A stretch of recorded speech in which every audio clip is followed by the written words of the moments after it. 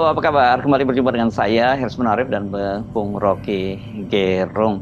Bung Rocky, Presiden Jokowi ini dikabarkan akan melakukan reshuffle kabinet. Kalau kita berpikir secara normal, secara akal sehat, untuk apa lagi ya reshuffle kabinet? Toh ini tinggal 2 bulan gitu ya masa jabatannya Pak Jokowi ini. Tapi kalau kita lihat heboh rencana Munaslup Golkar dan yang akan di reshuffle, salah satunya adalah Menteri Hukum dan HAM, kita jadi dapat benang merahnya ya. Oke, pada akhirnya semua hal harus kita baca di dalam satu tema, yaitu konsolidasi kekuasaan. Tetapi sifat konsolidasi yang akan dibuat oleh Jokowi bukan lagi untuk mengefektifkan program-program dia, karena dia udah nggak mungkin bikin sesuatu dalam 60 hari ke depan. Karena itu yang dia pilih adalah mengkonsolidasi kekuasaannya supaya dia dengan mudah mengganti-ganti ketua partai politik, terutama Golkar.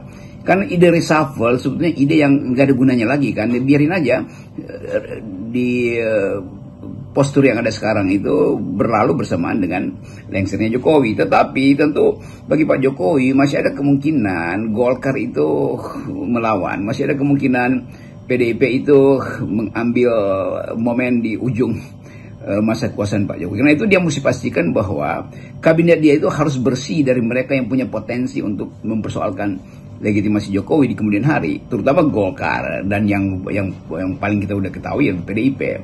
Nah, Menteri PDIP pasti akan disingkirkan oleh Jokowi sejak sekarang supaya tidak ada alasan bahwa Prabowo akan menerima kementerian itu sebagai limpahan dari Presiden Jokowi kan. Jadi tentu Presiden Prabowo akan membentuk kabinet sendiri. Tetapi sebelum kabinet itu terbentuk, seluruh kapasitas PDIP dan Golkar untuk melawan Jokowi, kendati terengah-engah, itu juga dianggap sebagai ancaman oleh Jokowi. Karena itu menurut saya Laoli Menteri Menhukam ini pasti diganti itu, karena dia orang PDIP. Demikian juga beberapa menteri di kabinet Jokowi yang masih tersisa itu karena nggak mau mengundurkan diri, karena ada strategi bahwa sebaiknya dipecat Jokowi supaya terlihat bahwa Jokowi memang tidak menghendaki PDIP. Nah, kita anggap Pak Laoli ini yang Menteri Hukum dan Hak Asasi Manusia ini punya potensi untuk menerbitkan undang-undang misalnya, atau menyetujui beberapa rancangan undang-undang yang akan melemahkan Pak Jokowi. Jadi dia akan diganti itu. Itu satu kepastian yang datang dari analisis logis saja kan. Demikian juga menteri-menteri dari Nasdem itu pasti juga disingkirkan, karena Nasdem harus ditekan habis-habisan supaya tidak ikut-ikutan lagi di dalam mempromosikan Anies Baswedan. Kayak itu dasarnya tuh. Nah, sekarang kita bahas soal Golkar yang malam ini melakukan rapat pleno dan menentukan siapa PLT-nya dan kemudian kapan Munaslupnya. Walaupun sebenarnya kita sudah tahu ya, sudah beredar secara luas siapa yang akan jadi PLT ketua umum dan juga kapan Munaslup dan juga siapa yang akan jadi ketua umumnya. Harusnya kepresnya udah turun, pasti udah di tangan Pak Pratikno ini penggantian postur menteri-menteri ini kan. Tetapi Jokowi masih kira-kira melihat momentum. Apakah ada sesuatu yang masih bisa dia sulap untuk membuyarkan tekanan publik pada Jokowi sekarang? Kan sebetulnya Erlangga kalau dia menyatakan mundur per hari ini itu akan punya efek yang panjang pada menteri-menteri yang lain. Tapi ya dasar Erlangga dia mungkin berhitungnya terlalu jelimet sehingga dia nggak mampu untuk memberi sinyal bahwa dia memang dikehendaki untuk mundur oleh Jokowi dan dia hendak menyelamatkan Golkar, bukan dirinya sendiri. Padahal Golkar, anak-anak muda Golkar dan beberapa petinggi Golkar, Pak Yusuf Kalla, Pak Ical, Pak LBP, itu seperti udah pasang badan untuk membela Erlangga. Tetapi pertemuan empat mata antara Pak Jokowi dan Erlangga kemarin itu menunjukkan bahwa kelihatannya serius bahwa Erlangga itu sprindiknya di Jokowi mungkin bukan cuma satu, ada berlapis-lapis. Tapi sekali lagi kita mau lihat bagaimana keteguhan hati teman-teman di Golkar ini. Buat saya sebetulnya lawan aja kan. Kan ini cuma soal masuk penjara apa tidak tuh. Kalau Erlangga tidak melawan tuh dia akan masuk penjara juga. Kalau betul-betul kejaksaan udah siapkan sprindik. Kalau dia melawan dia masuk penjara juga. Tetapi dia tinggalkan semacam spirit perlawanan buat anak-anak muda Golkar. Saya justru lebih peduli pada teman-teman muda yang kalau ketemu saya selalu menginginkan ada profesionalisme di dalam partai. Kalau memang ketuanya itu melanggar korupsi, ya udah dihukum aja, bukan ditunggu momentumnya untuk dilemahkan. Kan itu dasarnya tuh. Sementara teman-teman Pak Erlangga mungkin yang bersiap untuk memenangkan pilkada di daerah di November nanti, itu harap-harap cemas. Kalau Erlangga disingkirkan, itu artinya kader-kader Erlangga di daerah juga pasti disingkirkan. Kan ini Golkar, satu organisasi yang udah tumbuh puluhan tahun dengan sistem yang udah matang, tiba-tiba datang seorang tukang kayu menebang pohon beringin itu, lalu berantakan kemana-mana rantingnya tuh, bahkan beringinnya mungkin robohnya itu juga ke partai yang lain tuh. Jadi kita mau sebetulnya ada kejujuran dari justru dari kader-kader Golkar untuk menyatakan sikap, bukan sekedar dengan menunggu hasil yang akan diterima oleh Erlangga setelah dia berhenti sebagai ketua Golkar lalu dipersoalkan secara hukum. Jadi hal-hal semacam ini yang menurut saya potensi kita untuk menghidupkan kembali demokrasi dimulai dengan prinsip bahwa Golkar adalah partai yang urusannya ada internal, nggak boleh ada orang siapapun, mau raja, mau kaisar, apalagi sekedar Pak Jokowi itu untuk intervensi. Itu kira-kira poinnya. Kalau prediksi Anda, Bung Rocky, kapan akan dilakukan reshuffle kabinet? Dalam pekan ini, artinya tinggal 1-2 hari ini, atau menunggu sampai kemudian Munaslup Partai Golkar ini selesai? Ya, kita tunggu hasil rapat hari ini. Apa betul Golkar masih ingin menyatakan sebagai partai yang masuk akal? Masuk akal artinya dia hanya boleh mengatur dirinya sendiri berdasarkan konstitusi dia itu, berdasarkan aturan partainya, berdasarkan lobby di antara kekuatan-kekuatan faksi di dalam Golkar. Itu intinya. Jadi sekali Golkar mengabaikan itu, maka publik akan lihat Golkar sama nasibnya dengan partai-partai lain yang habis dikerjain oleh Jokowi kan. P3 dikerjain, PKS dikerjain, PAN dikerjain segala macam. Jadi sebetulnya kalau kita bandingkan, buat apa ada Golkar yang tumbuh bahkan di zaman reformasi? Golkar mestinya udah punah itu, karena mahasiswa menginginkan Golkar itu dihentikan aktivitasnya, seperti berhentinya atau sejajar dengan berhentinya pembina utamanya itu Pak Harto. Tapi Golkar masih bisa menyelundupkan ideologi pembangunan dia, kekaryaan dia, sehingga banyak orang yang merasa oke, di wilayah Golkar masih ada semacam landasan teknokratik yang dibutuhkan oleh bangsa ini.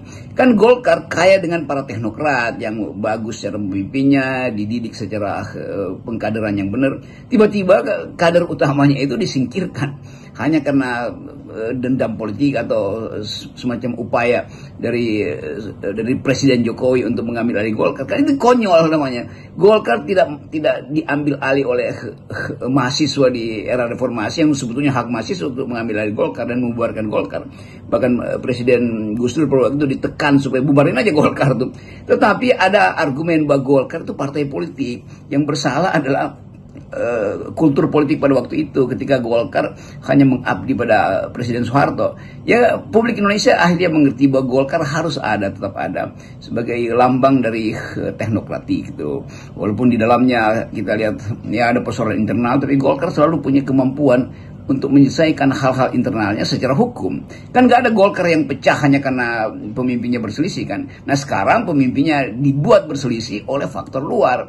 Jadi itu yang membuat publik melihat bahwa zaman Erlangga kok Golkar betul-betul jadi kayak kerupuk gitu. Dijemur di panas kemudian berharap untuk dimasukin kaleng lagi oleh pemerintah berikutnya kan. Kan itu konyolnya di situ. Jadi sebenarnya kita dengan mudah ya bisa melihat mengapa sekarang ini Golkar yang diobok-obok dan di hostile takeover gitu oleh Pak Jokowi melalui proksinya Bahlil. Ya ini kan sesungguhnya ini merupakan sasaran lain gitu setelah Pak Jokowi gagal mengambil alih PDIP gitu. Tidak perlu lagi ada analisis yang berlebihan untuk menilai Golkar dibubarin oleh siapa sih, apa yang terjadi di dalam Golkar. Tetap hanya ada satu variabel, yaitu keinginan Presiden untuk menghentikan manuver Golkar yang mulai terbaca hari-hari ini. Sama dengan keinginan Presiden untuk menghentikan manuver PDIP hari-hari ini. Tetapi beda dengan Golkar, PDIP punya disiplin organisasi bahwa Ibu Mega itu tampil untuk melawan. Nah, Airlangga mestinya ikuti Ibu Mega aja kan. Dan sangat mungkin juga nanti di parlemen itu kombinasi antara Golkar dan PDIP bisa memulai hak angket atau hak interpelasi atau hak apa aja untuk mempersoalkan kebijakan-kebijakan Pak Jokowi, termasuk kebijakan dia membubarkan PDIP, termasuk kebijakan dia berupaya untuk mengambil alih Golkar. Kan mental semacam ini yang kita sebut sebagai mental pejuang dari Ibu Mega itu harusnya Erlangga juga masuk di situ. Walaupun Golkar selalu punya prinsip kami pragmatis, kami harus ada di dalam semua sistem kekuasaan. Tetapi ini sistem kekuasaan yang memberangus dia, ngapain ada di situ kan? Itu yang sering saya katakan bahwa Airlangga Hartarto kekurangan air mineral yang membuat darahnya itu kekurangan oksigen untuk marah, untuk melawan. Jadi sebetulnya kemampuan terakhir dari Golkar untuk manuver masih tersedia tuh, dan anak-anak muda Golkar di daerah itu pasti setuju bahwa harus ada sikap politik dari Golkar sebagai organisasi, bukan sebagai pecundang yang menetek pada kekuasaan, tapi begitu ditendang lalu dia terima itu sebagai akibat dari kegagalan dia. Bukan, tetap ini sistem yang dipakai oleh Jokowi untuk mengendalikan seluruh peralatan politik negeri ini. Dan itu yang mesti diingatkan, Golkar punya kader, dia bahkan punya Golkar Institute yang mengajarkan tentang etika publik, tentang integritas, tentang profesionalisme. Lalu tiba-tiba lembaga itu yang didirikan untuk kaderasi Golkar tidak punya peran lagi kan. Demikian juga misalnya tokoh-tokoh yang ada di dalam Golkar, yang di Medan, yang petingginya itu digusur demi Bobi itu, di Tangerang tuh Ibu Airin yang udah bertahun berurat akar di Golkar tiba-tiba hendak dikendalikan oleh Jokowi. Padahal Golkar tumbuh dalam konteks kaderisasi. Jadi kesempatan ini adalah kesempatan Golkar untuk mengatakan kami adalah beringin, dan beringin itu akarnya dalam. Jadi jangan pernah kami digoyang, karena genderuwo Golkar akan turun untuk mengusir para pengganggu, termasuk tukang kayu yang hendak memotong akarnya. Kira-kira itu yang diinginkan oleh publik. Bung Rocky, saya yakin juga publik itu sampai sekarang masih penasaran dan terheran-heran. Kok mudah sekali ya Airlangga menyerah, kok kemudian juga mudah sekali Golkar ini di take over seperti itu ya. Pak Airlangga masih punya kesempatan untuk mengatakan nama saya Airlangga ya, bukan air mineral. Kira-kira atau bahkan lebih baik kita katakan bahwa saya Airlangga dan saya minum air mineral, di dalamnya ada energi. Kan itu lebih enak sebagai kalimat, mungkin sekedar menghibur tapi sekaligus sebagai sinyal bahwa kepemimpinan Airlangga itulah yang menyebabkan Jokowi bisa taruh Gibran sebagai wakil presiden. Kalau Gerindra, memang Gerindra dari awal menginginkan Gibran jadi wakil presiden, tetapi komposisi itu tidak cukup bila Golkar tidak ada di situ tuh. Dan anak-anak muda Golkar bahkan dengan memendam perasaan mengiya-iyakan itu tuh, ya Pak Gibran, ya Mas Gibran tuh, yang sebetulnya saya tahu ngedumel di belakang meja atau di belakang pintu atau di belakang gorden, tetapi dipaksa untuk mengiyakan sesuatu, dan Erlangga menelan itu sebagai ongkos karena tukar tambah kasus. Tetapi setelah itu terjadi, kenapa masih takut? Kan buka aja bahwa memang saya ditekan, memang saya ada kasus, hukum saya secara pidana, tapi jangan memanfaatkan kedudukan saya untuk membubarkan, untuk mengambil dari Golkar. Di kalimat itu yang tidak muncul dari Pak Erlangga, walaupun kita tahu Pak Erlangga dalam sopan santun bahasa tubuhnya itu terlihat menahan kesedihan tuh. Tapi kalau cuma sekedar ditahan kesedihan itu, tidak ada pelajaran pada bangsa ini bahwa seorang pemimpin politik hanya tunduk pada anggaran dasar partainya, bukan tunduk pada keinginan kolonialis yang ada pada bosnya itu tuh. Jadi divide et impera itu adalah watak Pak Jokowi memecah belah partai politik. Baik Bung Rocky, terima kasih. Salam akal sehat. Salam akal sehat.